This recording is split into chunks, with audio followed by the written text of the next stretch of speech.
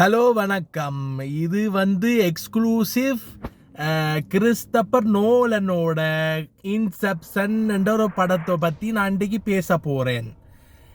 அந்த படம் அந்த ரொம்ப குழப்பமாக இருந்துச்சு பார்க்குறதுக்கு. என்றால் அது அந்த ஸ்க்ரீன் பிளே இருக்குல்ல, ஸ்க்ரீன் பிளே அது ரொம்ப இந்த எல்லாரும் இந்த மூளைக்குள்ள போய் நோண்டி விளையாடுறதுல பயங்கரமான ஆளு கிறிஸ்டபர் நோலன்.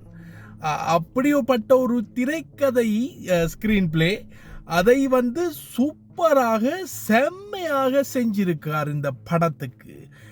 இந்த படம் அந்த ஹீரோக்கு கனவுக்குள்ள கனவுக்குள்ள கனவுக்குள்ள ஒரு கனவு ஒன்று இருக்கு.